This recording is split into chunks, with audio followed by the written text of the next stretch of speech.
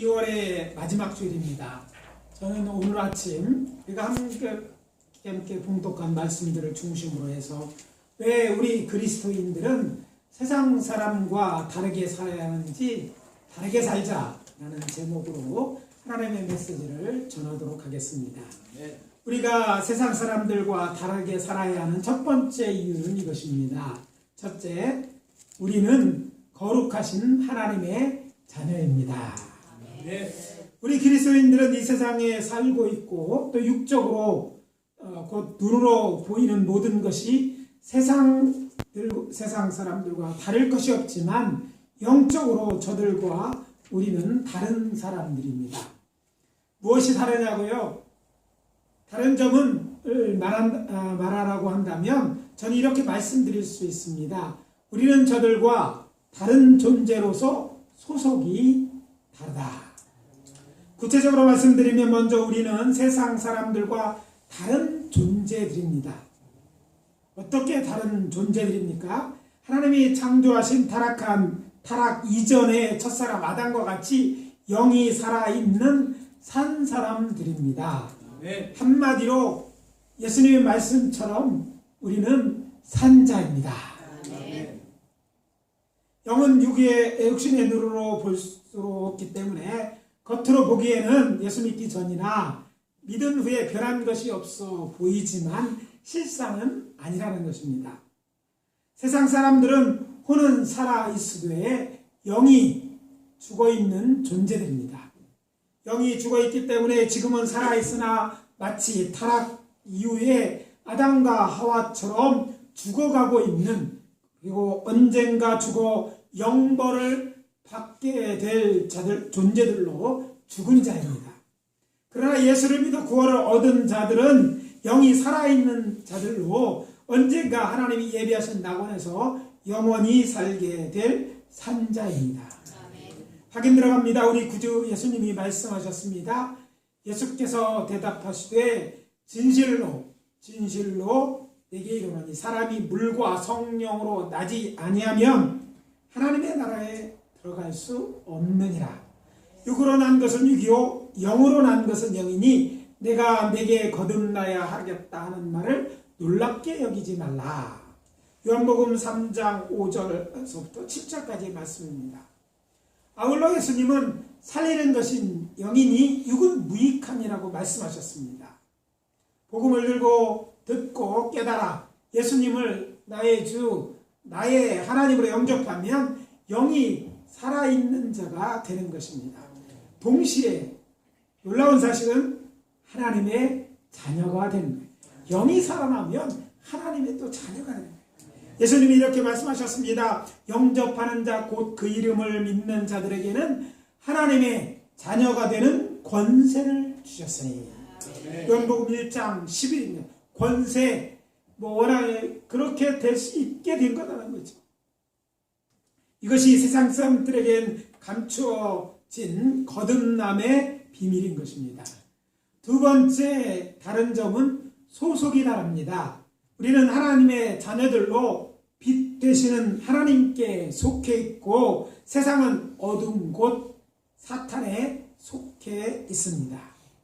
빛과 어둠이 함께 공존할 수 없듯이 언젠가 이들은 서로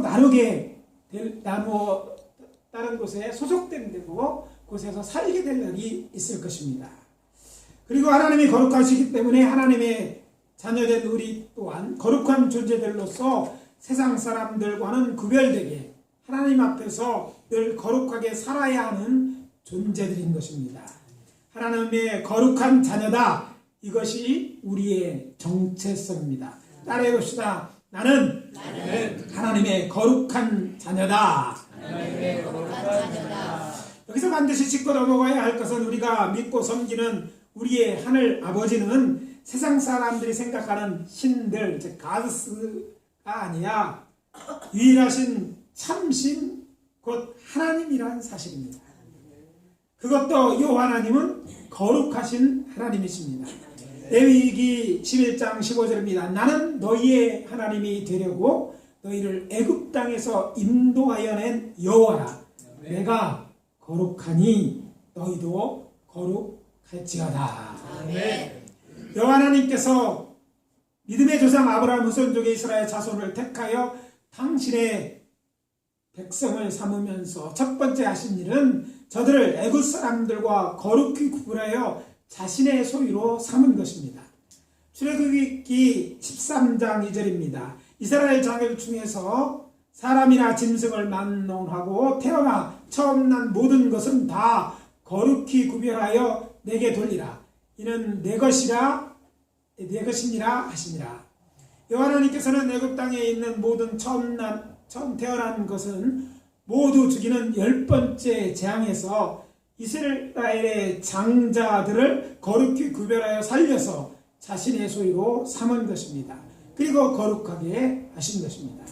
훗날 여호와께서는 시내산 언약을 통해서 자신의 말을 잘 듣고 자신의 언약을 지키는 이스라엘 자손을 모든 민족 중에 자신의 소유가 되게 하고 저들로 제사장 나라가 되며 거룩한 백성을 삼으시겠다 약속하셨습니다. 출애굽기 19장 5절 6절입니다. 세계가 다 내게 속하였나니 너희는 내 말을 잘 듣고 내 언약을 지키면 너희는 모든 민족 중에서 내 소유가 되겠고 너희가 내게 대하여 제사장 나라가 되며 거룩한 백성이 되리라. 내가 거룩하니 너희도 거룩하라. 우리는 예수님을 믿음으로 하나님의 자녀가 되지 않았습니까? 그러니 하나님의 자녀답게 거룩하게 살아야 됩니다. 물론 우리도 예수 믿기 전에는 저들과 같은 존재였기에 저들처럼 생각하고 말하고 행동했습니다. 그러나 예수님을 믿고 예수님을 나의 주 나의 하나님으로 받아들인 다음부터 우리는 예수 믿기 전과 다른 존재가 되었습니다. 우리의 신분이 바뀐 거예요. 따라서 우리의 운명도 바뀐 것입니다. 그러므로 우리가 세상 사람들과 같이 이 세상을 살아가고 있고 눈에 보이는 우리의 모습은 같을지라도 우리는 다른 존재들이기에 우리는 다르게 살아야 마땅하다는 말씀을 드리는 것입니다. 그렇다면 다르게 살아야 한다면 어떻게 다르게 살아야 한다는 말입니까? 세상 사람들과 다르게 곧 구별되게 살아야 합니다. 어떻게 구별되게요? 거룩하게 살아야만 합니다. 왜냐하면 우리의 하늘 아버지이신 하나님이 거룩하시고 또 우리는 그 거룩하신 하나님의 자녀들이기 때문에 거룩하게 살아야 마땅한 거예요. 왕에게 양자로 드렸다면 왕자답게 사는 게 왕을 기쁘게 하는 것이고 그것이 맞는 것처럼 우리가 하나님의 자녀가 되었다면 하나님처럼 거룩하게 하나님의 자녀답게 살아야 되는 거죠. 구약 성서에서 거룩함을 말할 때 히브리어 동사 카다시 곧 거룩하게 하다, 바치다는 에서 유래된 코레티스 명사를 쓰는데 그 의미는 구별된 거룩함, 성스러움 그리고 신성함을 이란 뜻을 지닙니다. 따라서 거룩의 개념은 전적으로 선하고 전혀 악이 없는 하나님의 성격에 관련된 것으로 정신적으로 윤리적 거룩함을 말합니다. 즉 거룩한다는 성결하게 산다는 말과 같은 말인 것이죠. 그리고 놀라운 사실은 이 거룩하신 하나님께서 하나님의 형상을 따라 지음받은 인간들에게 당신의 거룩함을 닮은 거룩성을 요구하고 계시다는 것입니다. 너는 이스라엘 자손 회중에게 말하여 이르라. 너희는 거룩하라. 이는 나 여호와 너희 하나님이 거룩함이라. 레위기 19장 2절입니다. 또 20장 7절에서도 이렇게 말씀하십니다. 너희는 스스로 깨끗하게 하여 거룩할지어다. 나는 너희의 하나님 여호와니라. 하나님의 택함을 받은 선민 이스라엘이 그러할진대 하나님의 자녀된 우리는 더욱 그래야 할 것이 아닙니까? 이 말씀에 동의하시면 아멘. 아멘. 둘째, 우리는 영원한 하나님의 나라에 들어가게 될 것입니다. 우리 모두가 잘 알고 있는 요한복음 3장 16절 그리고 17절입니다. 하나님이 세상을 이처럼 사랑하사 독생자를 주셨으니 이는 그를 믿는 자마다 뭐하지 않고 멸망하지 않고 영생을 얻게 하려 하십니다. 하나님의 그 아들을 세상에 보내신 것은 세상을 심판하려 하심이 아니요 그로 말미암아 세상이 구원을 받게 하려 하십니다. 네. 사랑과 자비가 풍성하신 여호와 하나님께서 당신의 사랑하는 아들, 그것도 외아들을 우리의 죄를 지고 십자가에 대신 죽게 하심으로 그를 구주로 믿는 모든 자에게 영생을 주기로 작정하셨다는 말씀입니다. 죄 때문에 영원히 멸망받아야 할 죄인들을 구원하셔서 영원한 낙원에 들어가게 하신 것입니다. 이 얼마나 크고도 놀라운 은혜입니까? 말로는 다 형용할 수 없는 큰 은혜요 사랑을 세상 사람에게 베푸신 것입니다. 사도 바울은 박해 아래 있는 교회를 향하여 이렇게 말합니다. 오늘의 두 번째 본문입니다. 믿음의 결국 곧 영원 구원을 받음이라. 베드로전서 1장 9절입니다. 믿음의 결국 곧 온갖 박해와 어려움 속에도 끝까지 믿음을 지킨 자들이 마지막에 얻게 될 것은 영원 구원입니다. 천국 입성입니다. 안타까운 현실은 아직도 수많은 사람들이 이 복음을 듣지 못해서 죽어가고 있다는 것입니다. 그리고 정말 슬픈 소식은 그리스도인 중 많은 사람들이 그 옛날 믿음의 조상 아브라함의 조카였던 롯과 같이 세상 지식과 돈 또는 쾌락을 쫓아 죄악의 도성 소돔과 고모라성 같은 세상에서 나올 생각을 하지 않고 여전히 살아가고 있다는 거예요. 아브라함은 갈대아 우르를 떠나면서 죽은 동생의 아들이었던 조카 롯을 데리고 하란을 거쳐 가나안 땅에 정착하였습니다. 여호와 하나님께서는 저들을 축복하심으로 저들은 이제 양이와 또 소가 많아져서 문제가 생겼는데 아브라함의 가축의 목자들과 롯의 가축의 목자들이 서로 다투는 일이 벌어진 거예요. 땅은 한정돼 있고 초지는 한정됐는데 많은 양들을 치다 보니까 서로 목자들 가게는 자신이 맡은 양을 쳐야 되니까 서로 다투는 것이었어요. 그래서 이제 어쩔 수 없이 이제 뭐예요? 갈라서게 되었는데 이때 조카 롯은 풍요로운 유단 지역을 택하여 장막을 옮겨 소돔에 거주하게 됩니다. 그런데 문제는 당시 소돔은 악하며 큰 죄들이 사는 도시로 여호와 하나님께 소돔의 죄악을 불과 역으로 멸하실 때 모든 것을 잃고 도망가요. 겨우 자신과 두 딸만 살아남게 된 거예요. 일찍서부터 그런 곳이 알았다면 그것을 떠나야 되는데 미련이 생겨서 계속 그곳에 있다가 결국 멸망할 때 죽지는 않았어. 하나님의 은혜로. 그래도 그 속에서도 그냥 어떻게든지 믿음은 붙들고 있어서 또 아브라함의 기도를 들으시고 은혜로 그런 생명을 구원했지만 그의 아내는 되돌아보다가 소금기둥되고 그리고 약혼자가 있는 이 딸들은 약혼자지 않아서 두 딸들과 함께 달랑 몸만 겨우 살아남게 된 거예요. 이것이 오늘 우리들에게 주시는 교훈이 있다는 거예요.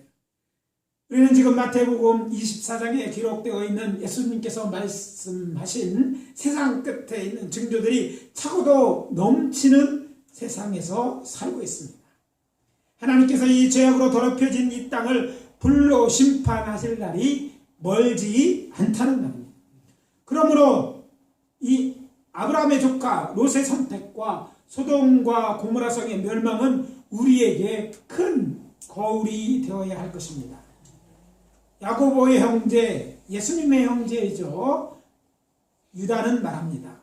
소돔과 고모라와 그 이웃 도시들로 그들과 같은 행동으로 음란하며 다른 육체를 따라가다가 영원한 불의 형벌을 받음으로 거울이 되었느니라. 유다서 1장 7절입니다. 이것이 거울이라는 거예요. 우리가 어떻게 될지 모르는 게 아니라 이 거울을 통해서 우리는 그렇게 되면 어떻게 될 줄을 알아야 된다는 거예요. 그래서 말씀드립니다. 정말 예수 그리스도를 믿음으로 구원을 얻었다면 죄악된 길에서 속히 떠나야 할 것입니다. 머뭇머뭇 곳에 있다가는요 다 잃어버릴지 모릅니다. 어쩌면 생명을 잃어버릴 수도 있어요. 그리고 또 우리는요 빛 대신 예수님께 나와 그분과 동행하며 진리를 따라 가야 영원한 나라에 살아갈 수 있게 될 거예요. 이곳에서 믿음을 잃어버리면 다 잃어버리는 거예요. 그래서 말씀드립니다. 이 세상을 우리를 유혹하는 것들, 그것들 죄악된 것이라면 빨리 버리고 이 자리를 떠나야 되는 거예요. 그 자리에 머물러 있지 말아야 돼요. 내일에, 나중에요. 언제요? 마중이 될지 모르는데 그러다 모든 걸 잃어버려요. 그러다 죽은 사람이 많아요. 예수 구원받아요. 그러다가 모든 걸 잃어버린 자들처럼 다 잃어버리려 했어요. 우리가 언젠가 다 이 세상을 떠나야 돼요. 우리는. 그런데 우리가 영생을 잃어버린다면 우리에게 남는 게 무엇일까요? 또 다른 생명의 기회가 있다고 성경은 말하지 않습니다. 게임에는요, 죽으면 리셋하면 돼. 다시 시작할 수 있어요. 그건 게임이지 세상사는 아니에요. 지나가면 돌이킬 수 없는 것이 우리의 삶이고, 우리의 선택은요, 오늘 우리의 선택은 내일을, 앞으로 우리의 미래를 결정하는데, 영원한 나라에 들어가고 싶다면 가장 안전한 길로 가야 돼요. 안타깝게도 많은 사람이 위태롭게 그곳에 있으면서 머뭇머뭇거려야 돼. 애들 때문에 조금 더 거기가 재밌는 거, 거기 계속 머물러 있는데 그러다 1년, 2년 가요. 아니, 그러다가 갑자기 떠날 수도 있어요. 그러면 어떻게 됩니까? 여지없이 하나님 구원받지 못합니다.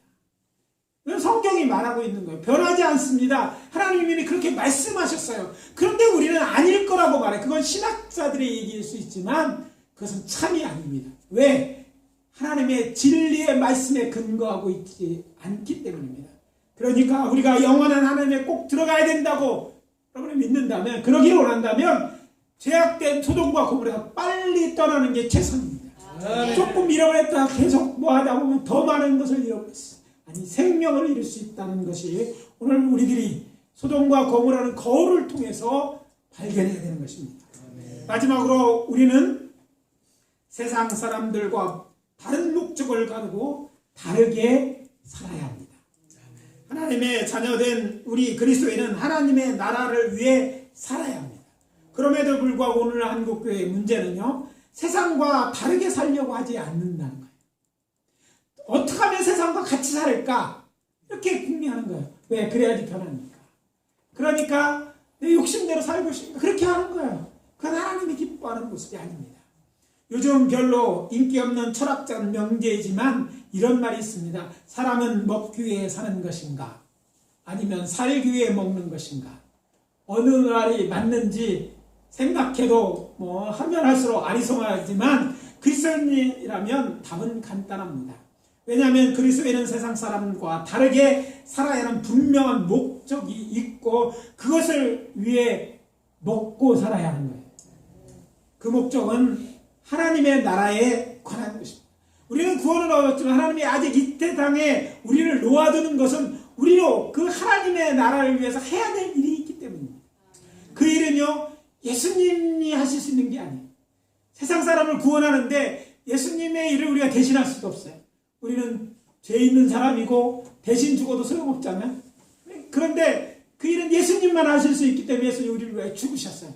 그런데 이 복음을 전하는 일은요, 예수님이 시작하셨지만 사람들에게 맡긴 것이에요. 천사들에게 맡긴 것이 아니에요.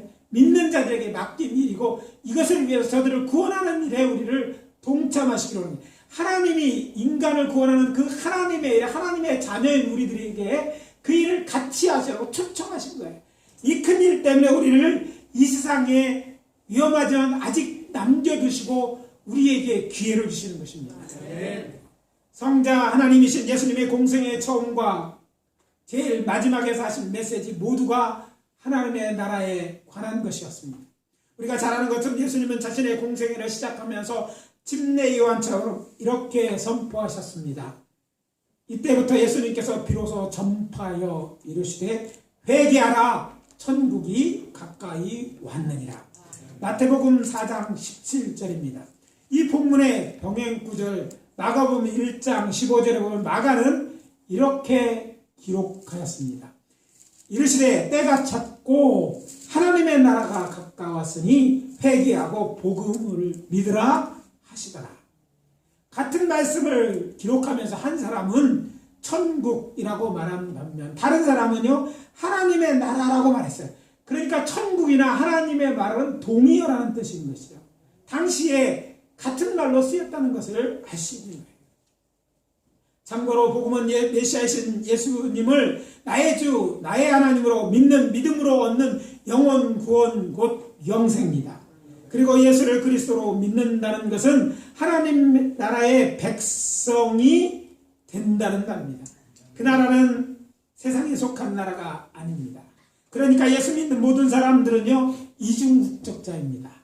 왜냐하면 육적으로 세상에 속해 있는 나라가 있고 거기에 속해 있죠. 동시에 영적으로 하나님의 나라에 속해 있기 때문입니다. 어거세는 두 개의 도성에 살고 있다 이렇게 말했죠. 그리고 우리는 하늘나라의 백성인과 동시에 세상 나라 대한민국의 국민인 거예요. 이 두 나라는 병행하고 있는 거예요. 현존하는 것이고 또 우리는 두 나라의 모두에 속했기 때문에 두 나라의 일들을 대해서 그 두 나라에서 우리에게 책임과 의무를 다해야 된다는 거죠. 전국은 지상에 있는 하나님의 나라입니다. 그리고 구약 성서에 깊이 뿌리를 받고 있는 하나님의 나라는 살아계신 하나님이 통치하시는 나라를 의미합니다. 침례 요한이 그랬듯이 예수님께서도 구약에 예언된 하나님의 나라가 아주 가까웠으니 회개하고 복음 곧 복된 소식이라 믿으라 는 것입니다. 이것으로 왕께서 하나님의 나라를 건설하 세상에 오신다는 메시지입니다. 그렇게 예언된 메시아 곧 그리스도는 예수님이었습니다.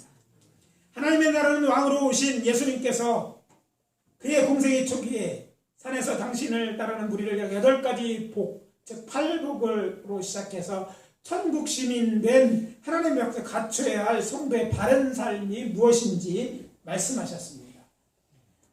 우리가 산상수훈이라고 부르는 말씀입니다. 때문에 이제 상사성이 우리에게 중요한데 그 첫 번째 말씀이 천국 곧 하나님의 나라에 관한 일이라는 것은 놀랄 일이 아닌 것입니다. 마태복음 5장 33절입니다. 심령이 가난한 자는 복이 있나니 천국이 그들의 것이요 하나님의 나라가 그들의 것이다 이렇게 말씀하신 거예요.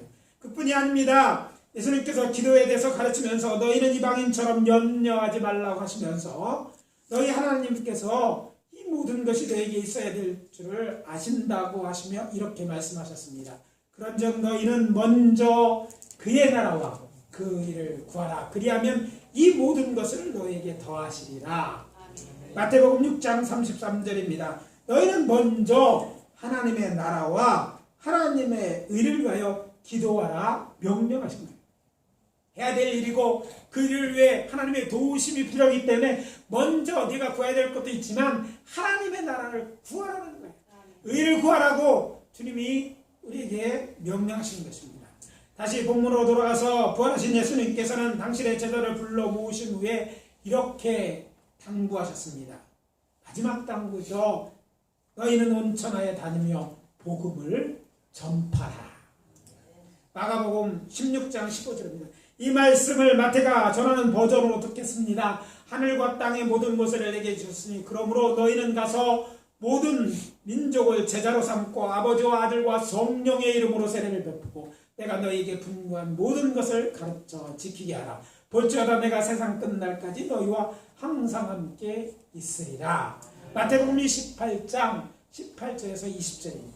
예수께서는 당신을 믿고 따르는 제자들 곧 교회를 향해 하나님의 나라를 위하여 일하라고 명령하신 거예요. 하나님의 나라를 위해 예수님이 딱 오셨고 또 그 나라를 세우신 후에 우리 하나님의 자녀된 우리로 하여금 같은 일, 하나님의 일, 곧 인류를 구원하는 일을 위하여 일하라고 명령하신 것입니다. 그렇다면 이 두 군데 말씀에서 찾아낼 수 있는 하나님 나라를 위하여 교회가 할 일이 무엇입니까? 그것은 두 가지로 먼저 세상 모든 사람들에게 복음을 전하라는 것입니다. 그리고 다른 나라는 복음을 받아들이는 믿는 자들에게 자신이 분부한 모든 것을 예수님이 분부한 것을 가르쳐 지키게 하라는 것입니다. 이것이 하나님의 나라 백성된 우리 그리스도인이 해야만 하는 하나님의 나라의 일입니다. 그런데 참으로 안타까운 일은 많은 그리스도인들이 하나님 나라의 일에 대해서는 관심이 없고 이 세상에서 어떻게 하면 좀 더 행복하게 잘 사는 데만 관심을 기울이고 있고 또 그것을 위해 인생의 거의 모든 시간을 사용한다는 거예요. 물론 이 세상에 사는 동안 먹고 살기 위해 또는 자신의 꿈이나 좋아하는 일을 위해 쉬면서 행복하게 사는 것이 죄라는 말은 아닙니다. 잘못되었다는 말이 아닙니다. 단지 하나님의 백성으로서 육신의 정욕과 또 안목의 정욕 그리고 이생 자랑을 위해 사느라고 바빠서 하나님의 나라를 위해 아무 일도 하지 않거나 열심히 일하지 않아서 열매가 없는 것이 문제라고 말씀드리는 것입니다. 기억하십시오. 하나님의 심판은 언제나 말이나 믿음이 아니라 행동의 결과인 열매로 판단합니다. 그리고 심판 때는 하나님이 정하신 마가복음 11장에 나오는 예수님께서 무화과 나무에서 열매를 찾으셨으나 찾지 못하자 어떻게 하셨습니까? 저주하셨어요. 언제 찾을는지 그 하나님의 주권 우리가 결정하는 게 아니에요. 그러니까 또 다른 기회가 없어요. 언제 죽을지 몰라요. 그러니까 언제가 세상 끝날지도 모르는 거예요. 그러니까 어떻게 돼요? 항상 열매를 맺고 있어야 된다는 거예요. 세상 일에 바빠서 먹고 죽을 시간도 없다고 말하거나 생각하지 마시기 바랍니다. 그러다 갑자기 우리 주님이 세상에 다시 오셔서 심판하신다면 어떻게 되겠습니까? 사는 날 동안 심판의 날이 오지 않으면 괜찮다고 생각하지도 마십시오. 그날이 오지 않아도 누구나 한 번은 죽습니다. 그리고 그 일은 우리에게 갑자기 일어날 수도 있습니다. 그래서 권면합니다. 이제부터라도 여러분의 하루에서 조금씩이나마 주의 일을 하심으로 하나님 나라 백성으로 책임과 의무를 다합니다. 하나님 날 뭐 해야 된다고 복음을 전하고 그것을 가르치라고 했죠. 그 일을 해야 된다는 것이죠. 그 일을 하자는 겁니다. 매일 할 수 없는 형편이라면 참된 안식일인 주일만큼은 하나님 나라를 위해 일하는 날로 삼으시기 바랍니다. 이 날까지 다 빼서 예배드리는 한 시간 아니 그날도 바쁘다고 다 빼먹고 하지 않는다면 그러면 임만성한 무화과 나무처럼 될 것입니다. 과거에 열매가 맺혔어도 영분이 공는데 그것은 말라 비틀어져서 먹을 수 있는 열매가 되지 않는다는 거예요. 그리고 무엇보다 그 일을 내일로 미루지 마시고 오늘 아니 지금 결단하십시오.